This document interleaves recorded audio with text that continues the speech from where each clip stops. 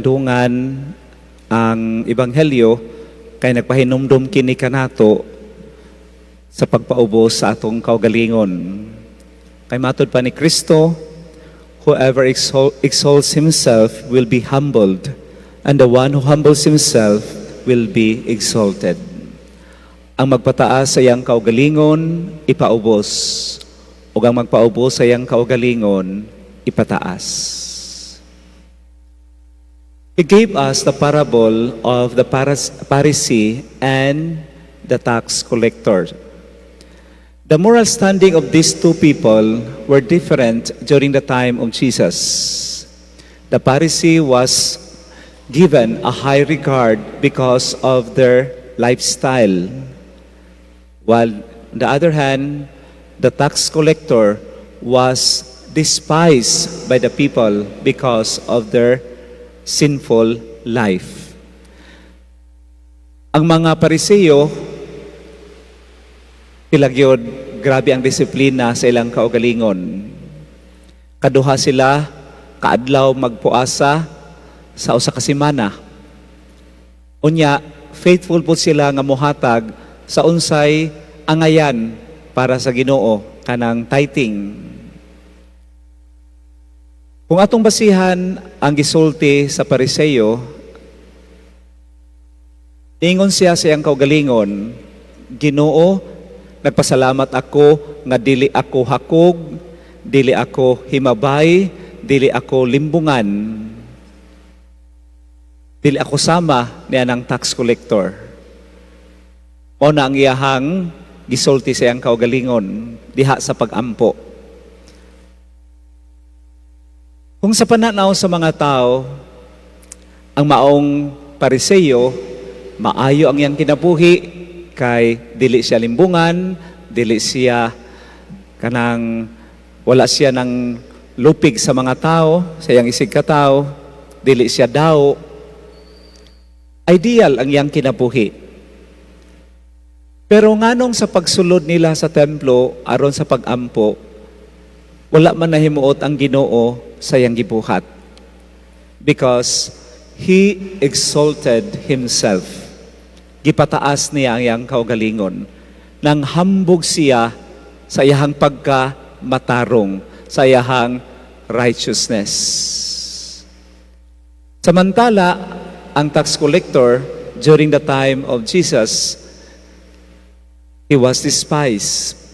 Gisalikway, gitamay, nga naman, because they believe nga ang mga tax collectors ang tigkobra sa buhis, mga limbungan, mga traitor. Mao nang sa mata sa mga tao, daotan sila. Pero nganong nahimuot man ang Ginoo sa pagsulod niya sa templo? Because during the time that He prayed, He humbles Himself. Nagpaubos siya siyang kaugalingon. Unsay nigawa sa iyahang mga baba? Ginoo, kaloy ako nga usa ka makasasala. Ang atong makatuna niini mga igsuon, kanabitong standard sa kalibutan. Kinsa man ang atong ginadaig, sa hino katong mga mapahitason, with all these achievements and positions that they have.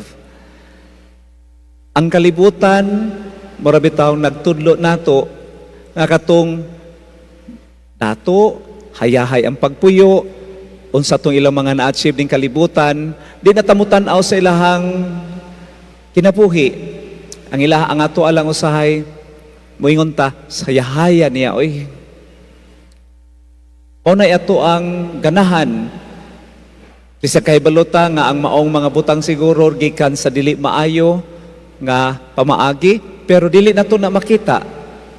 Kaya usahay ato ang tagaag pagtagad ang kahayahay sa ilang kinabuhi. Mao nang lahi ang pamaagi nga tawhanon, lahi ang pamaagi nga Diosnon.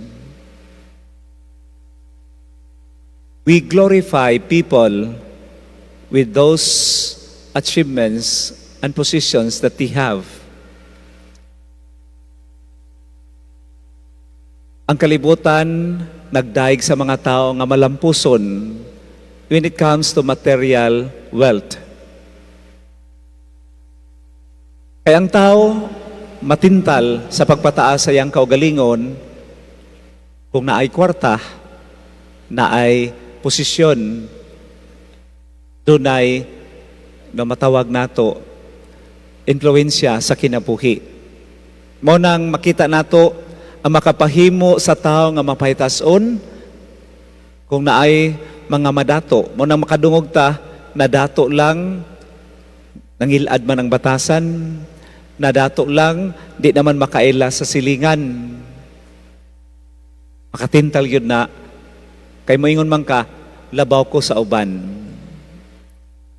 O nang siguro daghan sa tua magpabilin gyud ta nga ordinaryo, maybe dili pa ta andam o basin og dili pa sad ta angayan.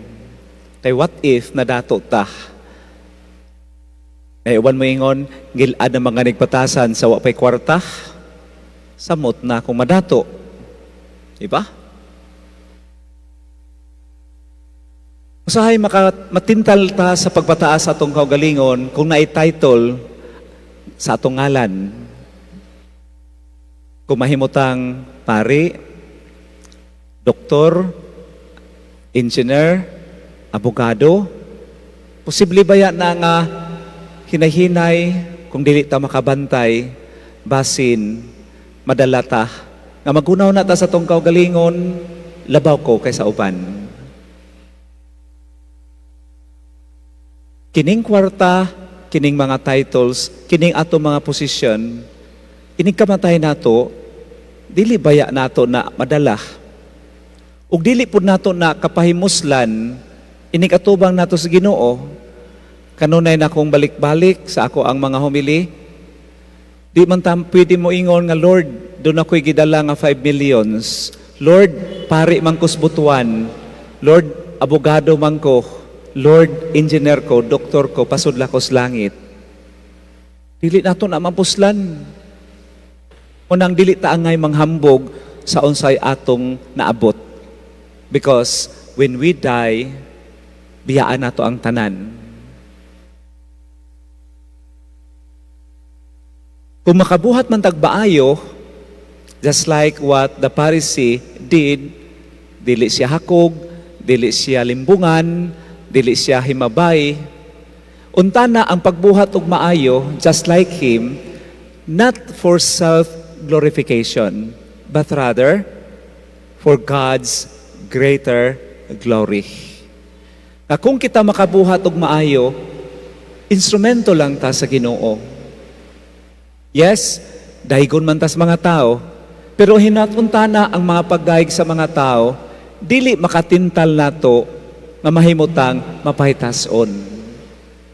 Ay kung makatintal ni nato, murag nag-apas na ta sa mga pagdaig sa mga tao, magdala ni nato sa kadautan. What if mabuhat ag dili makabuhat ag maayo, makabuhat ag maayo unya dili ma-appreciate? Maglain na dayon natong buot. Mahiubos na dayon ta because we are not appreciated. Remember, in everything we do, kung kana kaayuhan, maayo ang atong nabuhat, unta na magpabilin ta nga mapapsanon. Nga moingon ta, instrumento lang ko sa Ginoo. Nga moingon ta, ang Ginoo mao'y atong daygon. Kay mao'y nagdasig kanako o kanato sa pagbuhat ug maayo. On the other hand, unsa may makapatintal nato nga mahimong mapahitason, bisan og kanang aside sa mga material nga butang o title, usahay magpabilin ta mapahitason labi na bisag dautan natong gibuhat. Example, nakabuhat ag dili maayo, unya moingon ta, nga naman di ay, ako ready nagbuhat, ana, kadaghan anay nagbuhat, nga nung ako ramangyo inyong dauton. Kanang bitawng we justify the bad things that we do. Muna'y delikado. Nakabuhat na tagsayop, proud pa ta sa tong kaugalingon. Sa unta man, laki man, magpakalalaki gyud. Diba? Na mga linya nga mo, na mga tao nga mao na ang ilang prinsipyo. Labi na pananglitan, nakasala sa kinabuhing minyo. Ang mga bana nga dili mo dawat sa sayop, usahay magpilosopo pa. Ikaw daw, kung hukaran, di ka mukaon. I-blame pa ang uban. Ang babae mo'y naguna-una. Nakabuhat nagdili maayo, hambog pa sa kaugalingon. Ano man di ay, ako rin ay nakabuhat anak, ako rin nakasalas kami niyoon, daghan may nakabuhat anak. Sometimes, no, nagbuhat pa tagdautan, patintal ba yung tagpanghambog, labi na magpakalalaki, na dapat ikaulaw nato kung makabuhat tagdautan.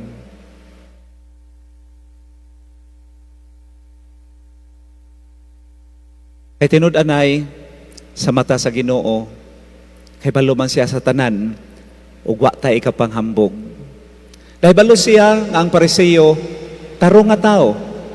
Ang iyang kinabuhi dalaygon, pero ang problema niya, ang iyang pagkamapaytason. Kay balo siya sa kobrador sa buhis nga makasasala, ug ang nakanindot, ang maong kobrador sa buhis, mapapsanon nga midawat sa iyang sayop. Unta na makadumdum ta, nga kung makabuhat ag maayo, dili ta manghambog. Makadumdum ta, we are just God's instruments. Kung makabuhat ag dautan, makadumdum punta na ta, nga dili ta makatago ni ini sa Ginoo. Ug kita, mapapsanon nga mudawat sa atong sayop. Be humble when you do something good, and be humble kung na may dili maayo nga nabuhat. Kaya dili man nato mailad, di man ta makalimod sa Ginoo. Una mga igsuon, the virtue of humility and the sin of pride. A reminder for us. Nauntana, makabaton ta sa kinaiya sa pagkamababsanon, panahon nga makabuhatag maayo, dili ta manghambog, sa panahon nga makabuhatag dili maayo, sa panahon nga makabuhatag maayo, dili ta manghambog, sa makabuhatag dili maayo o dautan, untana atong dawaton nga mababsanon usab. We can pretend to other people nga maayo ta. Pwede nato sila mailad, pero di ta makailad sa atong kaugalingon. Dili po ta makailad sa Ginoo. Mao nang kitang tanan, kung maatubang ta sa Ginoo, kung musulod ta nini maong simbahan, we should always remember God knows that we are, all of us are sinners. Kung unsa may mga nabuhat na to nga mga kaayuhan, dili untana ta makapanghambog. Dili untana makapataas sa atong kaugalingon ug atong dumdumon kanunay nahibalo siya sa tanan. Ug kung makabuhat kitag maayo, it is for God's greater glory. Ug kung makabuhat ag dautan, it makes us humble before God. Hinaot pa unta.